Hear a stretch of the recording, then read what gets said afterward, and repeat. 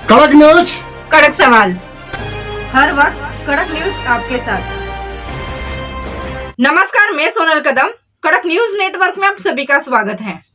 प्रदेश उपाध्यक्ष कांग्रेस पार्टी अल्पसंख्यक विभाग जनाब अख्तर मलिक साहब उत्तर प्रदेश विधानसभा चुनाव 2022 के संदर्भ साक्षात्कार। आइए देखते हैं ये खास खबर हमारे ब्यूरो चीफ तकमील अहमद की टांडा अंबेडकर नगर उत्तर प्रदेश से। ऐसे ही देश और दुनिया भर की खबरों के लिए जुड़े रहिए कड़क न्यूज नेटवर्क के साथ। लाइक, शेयर और सब्सक्राइब करना बिल्कुल ना भूलें। धन्यवाद।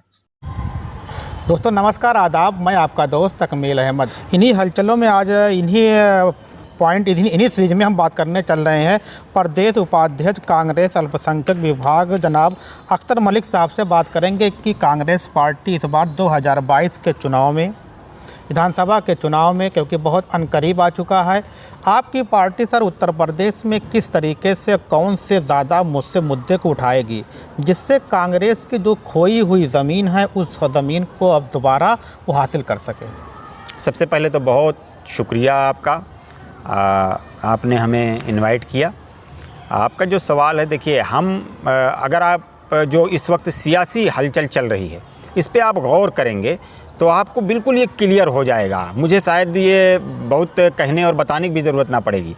आप देखिए कि एक तरफ वो लोग हैं जो इसलिए लड़ रहे हैं कि एक्सप्रेसवे का उद्घाटन हमने किया, उन्होंने कहा कि ये मेरे कार्यकाल में चालू हुआ। एक तरफ वो उस पे लड़ाई हो रही है, एक तरफ हमारी नेता हैं प्रियंका दीदी जो लोगों के बीच में जा रही हैं और ये बता रही हैं कि आज उत्तर प्रदेश के हालात क्या हैं और हमारी जब सरकार आएगी तो हम उत्तर प्रदेश की आवाम के लिए क्या क्या करेंगे।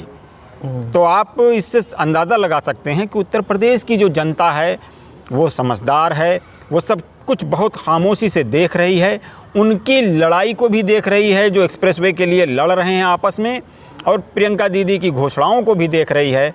और आप देखिएगा कि 2022 में जनता एक ऐसा मैंडेट देगी कि जिसमें लोगों की आंखें खुली रह जाएंगी और 2022 में उत्तर प्रदेश में कांग्रेस की सरकार बनेगी।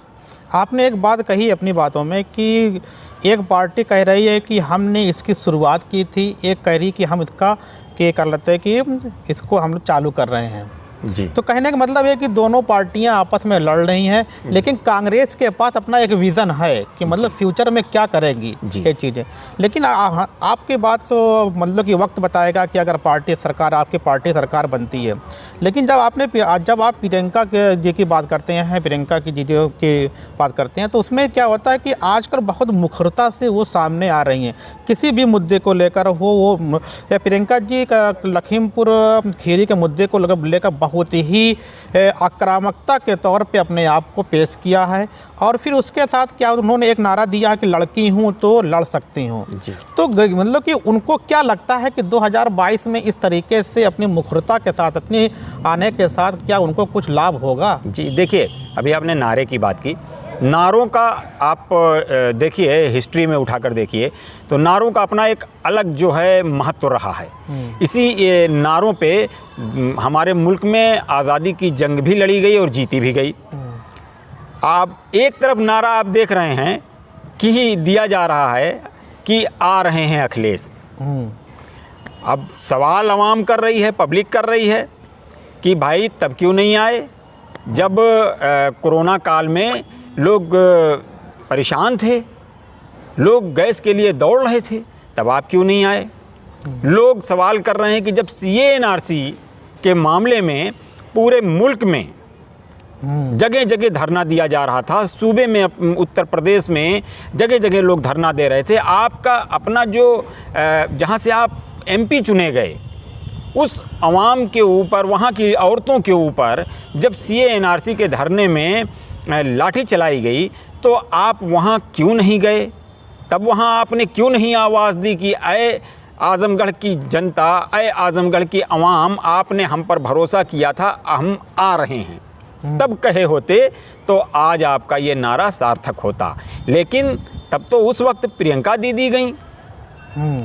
अभी आपने देखा कि लखीमपुर का मामला, दिल्ली से चल के दीदी लखनऊ आई और लखनऊ से रात में लखीमपुर के लिए निकल पड़ी।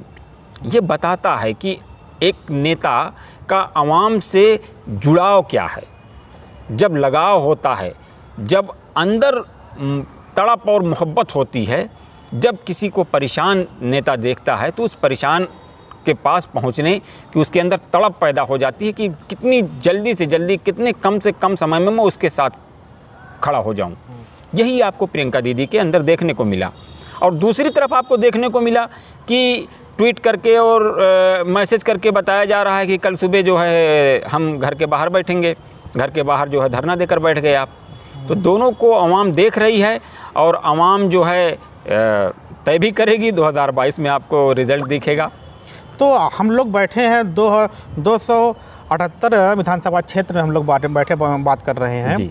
तो यहाँ पे आपकी पार्टी यहाँ के कांग्रेस के प्रत्याशी को कब तक फील्ड में लाने का प्रयास कर रही है कि किस डेट तक आ जाएंगे? हमारे यहाँ पर एक प्रक्रिया है, लोकतांत्रिक प्रक्रिया है, जिसमें बहुत सारे कैंडिडेट जो भी विधानसभा लड़ना चाहता है वो आवेदन करता है। वो पार्टी से बोलता है कि हम चुनाव लड़ना चाहते हैं। पार्टी उसका जो हमारा संगठनात्मक ढांचा है, उस संगठन के ढांचे से जानकारी लेती है उसके बारे में। उसके अलावा और दूसरे तरीक़ों से उसके बाद उनका इंटरव्यू होता है। इंटरव्यू के बाद जो है फिर बैठ के उनसे बातचीत करके कि कैसे आप चुनाव लड़ोगे, कैसे सारी स्थितियों को, सारी परिस्थितियों को देखा जाता है। देख के उसके बाद डिक्लेयर किया जाता है कौन बेहतर आवाम के लिए होगा। और वो प्रक्रिया चल रही है हमारे यहाँ। बहुत जल्द आपको प्रत्याशी के रूप में कोई ना कोई यहाँ पर एक अच्छा और मजबूत कैंडिडेट दिखेगा आपको इंशाल्लाह। जो हमारा क्षेत्र है, टांडा विधानसभा क्षेत्र है, यहाँ पे बुनकर आबादी ज़्यादा है और कांग्रेस पार्टी अलग से बुनकरों के लिए कुछ करना चाहती है। तो जो आप लोगों ने उस बहुत सारे 5-6 पॉइंट लेकर आए थे बुनकरों के लिए, तो उस पर आप लोग कहाँ तक पहुँचे हैं कि उसको कैसे मतलब कि जब आएंगे सत्ता में तो कैसे उसका मतलब कि करेंगे आगे? देखिए, हमारे यहाँ पर जो दीदी प्रियंका दीदी वो बोल रही हैं कि ये हम प्रतिज्ञा लेते हैं।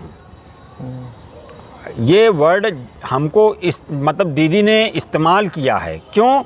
क्योंकि आज जो प्रदेश की और देश की आवाम के साथ जो झूठे वादे किए गए और खोखले वादे किए गए, जो धोखा दिया गया है, उन धोखों से लोग बहुत परेशान हैं आवाम। तो ऐसे में दीदी ने ये कहा कि हम प्रतिज्ञा लेते हैं कि हम वचन निभाएंगे जी। तो जितनी बातें दीदी बोल रही हैं, जो बातें आवाम के बीच में कांग्रेस के लोग लेकर जा रहे हैं, उन अगर उत्तर प्रदेश में कांग्रेस सत्ता में आती है तो उन एक एक वादों को बैठते ही पूरा किया जाएगा। जितना जल्दी से जल्दी संभव होगा कि कोई काम थोड़ा लेंदी होता है तो थोड़ा उसमें टाइम लग सकता है, जो काम फ़ौरन हो सकता है।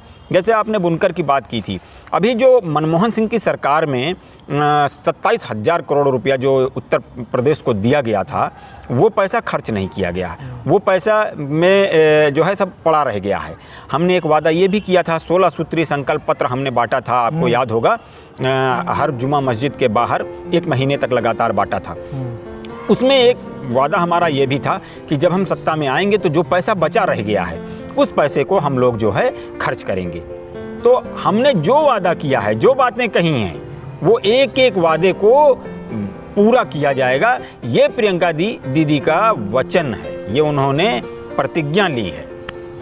मतलब कुछ लोग मतलब कि समाज में एक चीज़ की ये है कि किसान आंदोलन के पीछे कांग्रेस का हाथ है कि जो अभी तक ख़त्म नहीं हो रहा है, चल रहा है। तो आप लोग इस पे क्या मतलब कि पब्लिक को कैसे समझाएंगे कि कांग्रेस के मतलब कि आंदोलन हम नहीं चला रहे हैं, किसान ही चला रहे हैं? देखिए, ये उन लोगों की बातें आप कह रहे हो जो कभी अपनी एक बात पे नहीं रहे।